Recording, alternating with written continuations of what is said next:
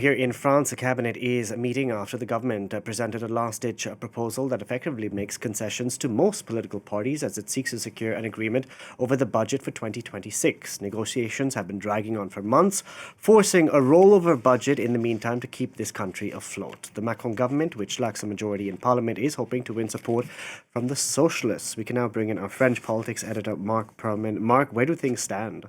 Well, this afternoon we should know more. At 4 p.m. Paris time, there is a cabinet meeting that's been called. Normally it's on Wednesdays. Today is obviously Monday. Why? Because this is when the decision will be made between the Prime Minister and the President and shared with the rest of the cabinet in terms of which vehicle might be used for the government to push through this budget. It seems that getting a favorable vote in the National Assembly for a budget is now nearly impossible for the Prime Minister.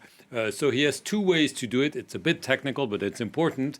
One is the Article 49.3 of the Constitution that's been traditionally used before, whereby you push a bill through Parliament without a vote, especially on a budgetary text. In exchange, quote unquote, the opposition can table a motion of no confidence. And given that there's no clear majority for the Prime Minister, this carries the risk of being thrown out. The Prime Minister Sebastian Lecornu has said when he became Prime Minister that he promised he wouldn't use Article 49.3 because he says it's a denial of democracy. Parliament should debate and find compromises. This is what happened at the end of last year with the budget for the social security. There was a consensus. It was voted. However, for the general budget that is in discussion right now, there is no such consensus.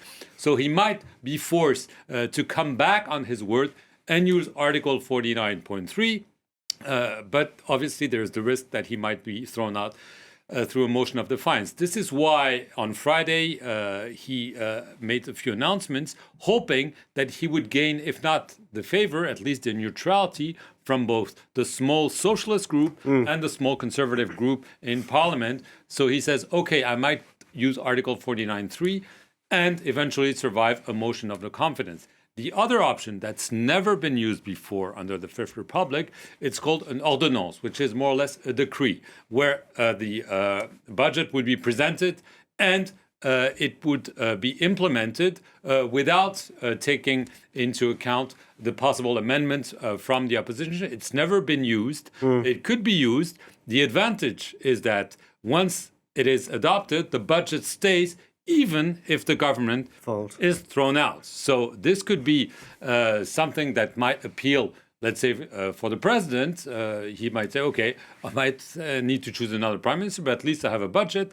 That could reassure Brussels and financial markets. Because the last thing Emmanuel Macron wants now is to put out on fire on the domestic front, considering now France is grappling with how to respond to this latest tariff threat from Washington. Yes, absolutely. The French president wants to be able to deal with this issue without having to deal with the budget. They've been trying to find a compromise on the budget for weeks. Now, clearly, we'll have a response, probably already this afternoon, at least as to how this will be done, because Emmanuel Macron and Sebastian Lecornu want to deal with the other issues. There are obviously international issues, but obviously there's education, there's health, there's crime, immigration, all other issues that are on hold because of this budgetary debates. Let's see if they choose how they do it, and also if it works in the end, because again, there's no majority in Parliament, and Sebastian Lecornu, as he has himself admitted, is the weakest prime minister.